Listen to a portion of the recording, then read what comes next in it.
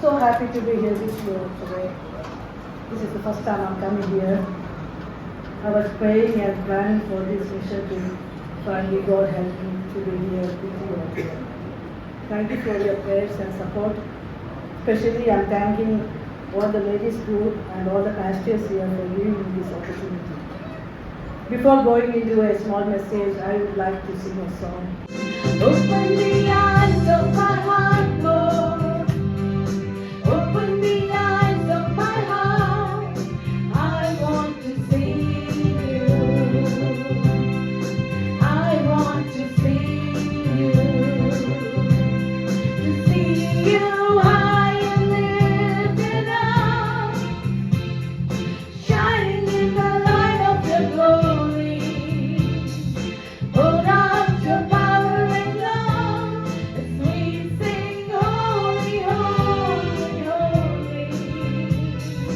See you high and lifted up, shining in the light of your glory.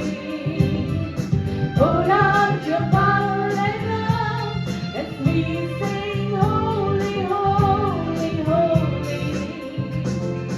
Holy, holy, holy. Holy, holy, holy. I want to see you.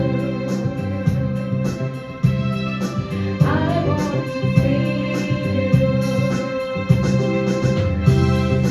Open the eyes of my heart, Lord. Open the eyes of my heart. I want to see you. I want to see you. To see you high and lifted up, shining in the light of your glory. Pour out your power and love as we sing, holy, holy, holy. See you high and lifted up, shining in the light of your glory. Pour out your power and love as we sing, holy, holy, holy. Holy, holy, holy. Holy, holy, holy. I want to see you. I want to see you. I want to see you. Passage is 2 King chapter 6, 15, 16 and 17. इसका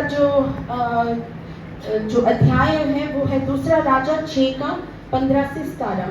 भोर को परमेश्वर के भक्त का टहलुआ उठा और निकल कर क्या दिखता है कि घोड़ों और रथों समेत एक दल नगर को घेरे हुए पड़ा है। तब उसका सेवक ने उससे कहा, हाय मेरे स्वामी, हम क्या करें? उसने कहा, मत डर, क्योंकि जो हमारी ओर है वह उनसे अधिक है जो उनकी ओर है। तब एलीशा ने यह प्रार्थना की, हे यहोवा, इसकी आंखें खोल दे कि ये देख सके। तब यहोवा ने सेवक की आंखें खोल दी, और जब वह देख सका तब क्या देखा कि एलीशा के चारों ओर के पहाड़ अग्निमय घोड़ों और रथों से भरा हुआ है। Amen. Hallelujah. You all know these primary circumstances around this chapter. हम सब जानते हैं कि इस कहानी में इसकी पृष्ठभूमि क्या है, इसमें क्या हो रहा था। Because the king Hadad is trying to come and capture Israel king. और राजा आराब जो है वो आ रहा है इसराइलियों के राजा को पकड़ने के लिए। So he's trying many times he's trying to come and attack the king of Israel. कई बार उसने कोशिश की कि वो आके अटैक करे। So each time he's trying to come and attack him, Elisha, he's knowing all the stuff and he's giving the advice to king of Israel. और जब जब ये राजा आते हैं और उनको उनके ऊपर आक्रमण करते हैं, तब तब परमेश्वर का जो नबी है वो देखता है कि वो बताता है राजा को कि ऐसे ऐसे होने वाला है और उन्हें बचा लेता है। He's telling the location, you know. If King Aram is coming to this side, he's telling Elisha is giving the advice to King of Israel, you have to go to other side, other location. अगर राजा किसी और रास्ते से, अगर दुश्मन किसी और रास्ते से आ रहे हैं तो एलिशा उनको बताता है कि तुम्हें इस तरफ से नहीं उस तरफ से जाना है और वो लोग वहां से आ रहे हैं। You know who is Elisha? We all know who is Elisha. He's a man of God. हम जानते हैं कि एलिशा कौन है। वो एक नबी है, वो परमेश्वर का दास है, He's a prophet. वो एक नबी है And he has the divine guidance from God. और वो परमेश्वर से मार्गदर्शन पाता है कि क्या क्या करना है। So he's trying all the stuff, you know. So King Aram couldn't capture the Israel. और इसलिए अराब राजा जो था वो उन लोगों के ऊपर या इस्राएलियों के ऊपर विजय नहीं प्राप्त कर पाया। So we know that King of Aram is getting so upset and he's thinking somebody in his own group, you know, his own army is like betraying him. और इसलिए क्योंकि वो हर बार हार जाता था, वो निराश हो जाता था और वो ये सोच रहा था कि शायद हम में से कोई एक जासूस है जो इस्राएली लोगों को जाके बता रहा है कि यहाँ हमने ऐसे ऐसे प्लान किया है। But Aram's servant, one of servant is telling him, this is nobody is from your group is telling him, this is Elisha, the prophet is giving the. और उनके एक सेवक ने आकर उनसे कहा कि नहीं, आप हमारे यहाँ पे कोई जासूस नहीं है, बल्कि हमारे इस्राएल में एक नबी है जो उनको सब कुछ बता रहा है। So this is a circumstance, you know. I'm just telling that so we can come back to the verse, yeah. और ये पृष्ठभूमि है जो हमारे इस अध्याय की है कि वहाँ पे क्या हो रहा था। So King of Aram is, you know, he's planning to sending all his army to Jordan to kill Elisha. और इसलिए राजा जो अराब के राजा है वो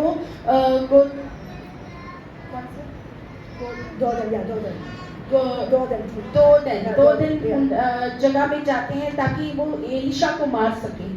So this is the circumstance, the primary circumstance. These are the so we can come back to the points now.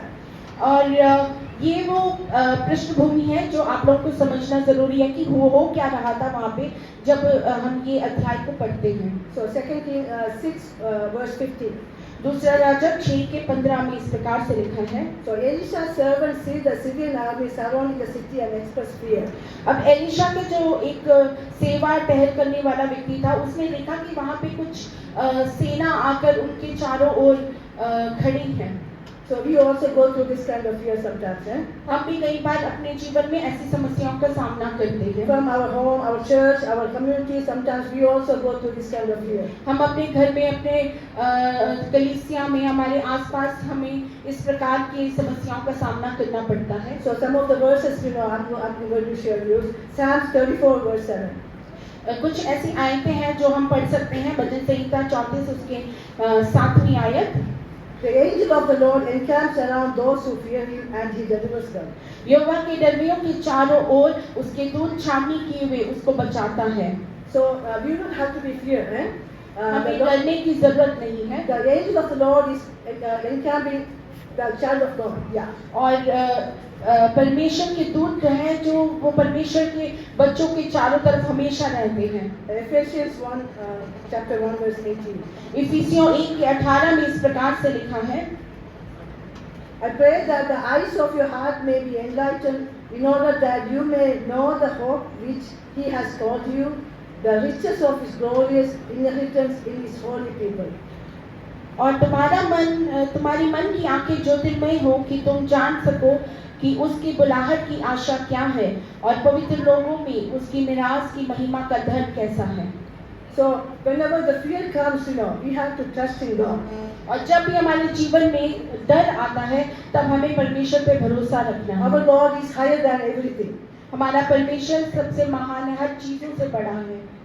So we can come back to 2 Kings 6 the 6 verse 16, the second verse. Yeah. और दूसरा राजा 6 की 16वीं आयत में हम आएंगे। So here Elisha reassures his servant, stating that God's forces are greater than the enemies and pray for the servant's eyes to be opened. तब उसने उसे निश्चित किया और उसके लिए प्रार्थना की कि उसकी आंखें खुल जाएं। So the verses Exodus 14 verse 13. Exodus, yeah. Moses answered the people, "Do not be afraid, stand firm, and you will see the deliverance the Lord will bring you today." निर्गमन 14 के 13 में इस प्रकार से लिखा है, मूसा ने लोगों से कहा, डरो मत, खड़े खड़े वह उद्धार के काम देखो जो यहोवा आज तुम्हारे लिए करेगा, क्योंकि जिन मिस्रियों को आज तुम देखते हो उन्हें फिर कभी ना देखोगे। So this verse, is ensuring us that whenever the devil try to attack us, we have to look upon God. The God is higher than everything. और जब जब हमारे जीवन में डर आता है, तब जब हमें अपने आप को समझाना है या अपने आप को याद दिलाना है कि परमेश्वर हमारे साथ है। God's forces are greater than the enemies. शैतान के जो ताकतों से महान है हमारे परमेश्वर की ताकत। And Psalms 3 verse 6. भजन संहिता 3 के 6 में इस प्रकार से लिखा है, I will not fear though tens of thousands assail me on every side. मैं उन 10,000 मनुष्यों से नहीं डरता जो मेरे विरुद्ध चारों ओर पांति बांधे खड़े हैं, Because my God is with me. क्योंकि मेरा परमेश्वर मेरे साथ है। So we don't have to be afraid. और इसलिए हमें डरने की जरूरत नहीं है। Just look upon God. Yeah. हमें सिर्फ परमेश्वर की ओर देखना Our है। God is higher than everything. हमारा परमेश्वर बाकी सब बातों से बड़ा है। And Romans 3 verse 31. रोमियो 8 की 31 में इस प्रकार से लिखा है, What then shall we say in response to these things? If God is for us, who can be against us? अतः हम इन बातों के विषय में क्या कहें? यदि परमेश्वर हमारी ओर है तो हमारा विरोधी कौन हो सकता है? So we don't have to get feared or anything. Our God is with us. हमें डरने की जरूरत नहीं क्योंकि परमेश्वर हमारे साथ है। So now we can go to the third verse. और दूसरा राजा 6 की 17 आयत में हम आएंगे। Here we know the Lord answers Elisha's prayer. Elisha's praying, Lord, open his eyes. और यहाँ पे एलिशा के प्रार्थना का उत्तर मिल रहा है कि परमेश्वर इसकी आंखें खोल दे। The Lord answered Elisha's prayer, and the servant sees the mountain surrounded by horses and chariots of fire, confirming Elisha's statement about God's forces being more powerful. और एलिशा उनके लिए प्रार्थना करता है कि उनकी आंखें खोल दे, और परमेश्वर उसकी आंखों को खोल देता है और वो क्या देखता है कि रथों और घोड़ों के साथ एक बड़ी सेना उनके चारों ओर खड़ी है, अग्नि में घोड़ों के साथ रथों के साथ खड़ी है और परमेश्वर उन्हें बचा रहा है। Here we know that when God opened our eyes, जब परमेश्वर हमारी आंखों को खोलता है, so we have to pray, God, let Him open our inner, our spiritual eyes.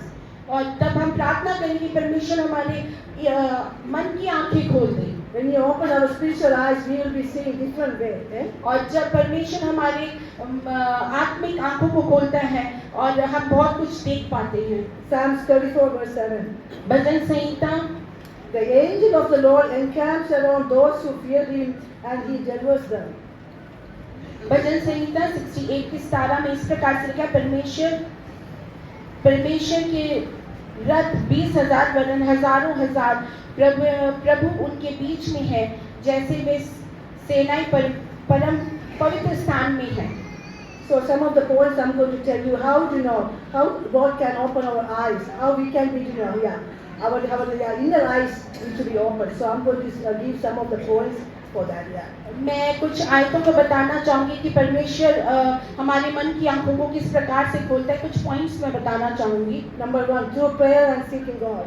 पहला प्रार्थना करके और परमेश्वर की ओर देखकर। When we try to pray and when we kneel down in presence of God, God will open our eyes. He will give us, our vision is going to be different. Our inner eyes is going to be open. जब हम प्रार्थना करते हैं, हम परमेश्वर हमारे मन की आंखों को खोलता है और फिर हम बहुत सारी चीजों को देख पाते हैं जो परमेश्वर हमारे लिए करता है। And studying the Bible, Word of God. परमेश्वर के वचन का मनन करना। So when we try to read, meditate the Word of God, our inner, our spiritual eyes is open. और जब हम परमेश्वर के वचन को पढ़ते हैं तो हमारे मन की आंखें खुल जाती हैं। And God's revelation. और परमेश्वर के प्रकाशन को। So to go revelation, God will give us visions and dreams. और परमेश्वर हमें दर्शन और दर्शनों के द्वारा बात करता है। That's how our inner man, our spiritual eyes will be opening. और इस प्रकार से हमारी अंदरूनी आंखें खुल जाती हैं। And when our spiritual eyes are open, what it leads to? There's some more three points. I will share that and I will conclude the message. और जब हमारी अंदरूनी आंखें खुल जाती हैं या आत्मिक आंखें खुल जाती हैं तब क्या होता है, उसके भी दो तीन पॉइंट्स बताकर मैं समाप्त करना चाहूंगी। So when our spiritual eyes are open, we will get a deeper understanding of God's word. जब हमारे मन की आंखें खुल जाती हैं, हमें परमेश्वर के वचन के मर्मों का पता चलता है। So we know that without opening our eyes, we cannot read the Bible. We won't get the understanding of the word. Yeah. और जब तक हमारी मन की आंखें खुलती नहीं है, हमें परमेश्वर के वचन को समझ नहीं आती, हमें उसके प्रकाशन नहीं मिलता। And when our inner eyes, spiritual eyes is open, we will get the forgiveness and compassion to others. और जब हमारी अंदरूनी आंखें खुल जाती हैं तो हमें हमारे अंदर दया और ऐसी भावनाएं जागृत होती हैं। Then only we can see it in other people who are same like us. Yeah. और तब हम दूसरे लोगों को अपनी जैसा समझ सकते हैं। And also seeing opportunities for ministry.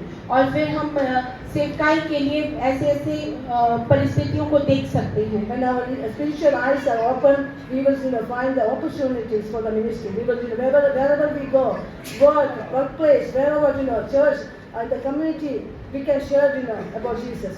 और जहाँ पे भी हम जाते हैं वहाँ पे हम ऐसी उपस्थिति को ढूंढ सकते हैं कि हम कैसे भी करके लोगों को परमेश्वर के वचन के बारे में बताएं, ऐसे मौके ढूंढते हैं हम। And also a renewed sense of purpose. और हमारे जीवन के लक्ष्य के बारे में पता चलता है। Because this renewed purpose, sense of purpose means we will when our spiritual eyes is open, we will know what is God's plan in our life. और जब हमारी मन की आंखें खुल जाती हैं तब हमें पता चलता है कि हमारे जीवन का लक्ष्य क्या है, परमेश्वर मेरे द्वारा चाहता क्या है। Many times I also couldn't realize what is God's exact plan for my life. कई बार मैं भी अपने जीवन में सोचती थी कि परमेश्वर के चाहता क्या है मेरे जीवन से। So we have to pray for that. Let God open our eyes, our spiritual eyes open. We can know exactly God's purpose in our life. और हम प्रार्थना करें कि परमेश्वर हमारी आंखें खोल दे ताकि हम जान सके कि हमारे जीवन का उद्देश्य क्या है। So I want to come back to one more. The message is that when the fear comes, just we have to think about our God is higher than everything. और मैं अपने वचन पे वापस आना चाहूंगी और आपको याद दिलाना चाहूंगी, जब भी आपके जीवन में डर आए हमेशा याद रखें कि परमेश्वर आपसे क्या कहता है। And also ask God to open our spiritual eyes so that we can see, God's protection, God's, purpose in our life. और आप प्रार्थना करें कि परमेश्वर आपकी मन की आंखें खोल दे ताकि आपको पता चले कि आपके जीवन का उद्देश्य क्या है। Thank you. Praise the Lord. Thank you. And I'm going to conclude my message. मैं अपने वचनों से विराम लेना चाहूंगी। So this afternoon we can submit ourselves into the Word of God. और हम अपने जीवन को परमेश्वर के आगे समर्पण करें। Let's pray that God open our eyes. प्रार्थना करें कि परमेश्वर हमारी आंखें खोल दे। Let God open our spiritual eyes. परमेश्वर हमारे आत्मिक आंखें खोल दे so that we can see exact God's purpose in our life. ताकि हम देख सकें कि परमेश्वर की सिद्ध उद्देश्य क्या है हमारे। And also we are in a spiritual warfare. और हम एक आत्मिक लड़ाई में हैं। We are not seeing the unseen forces. We are seeing that. हम अपनी आंखों से हम उन आत्मिक लड़ाइयों को देख सकें। But faith and divine protection, we need for the crucial, for this overcoming, we need the faith and our divine protection. Yeah. हमें विश्वास और परमेश्वर की तरफ से एक आत्मिक सुरक्षा चाहिए हमारे जीवन में। So this afternoon we can again committing our life to the Lord. आज हम अपने जीवन को परमेश्वर के आगे समर्पित करें। Jesus is coming soon. यीशु मसीह जल्द आने वाले हैं। All these earthly issues are going on. All this, we are towards the coming of the Lord. और जो चिन्ह हम इस संसार में देख रहे हैं वो हमें दर्शाता है कि यीशु मसीह कितनी जल्दी आने वाले हैं। So be ready for that. उसके लिए हम तैयार हो जाएं। Get ready. हम जल्दी तैयार हो जाएं। God bless you all. परमेश्वर आप सबको आशीष दे।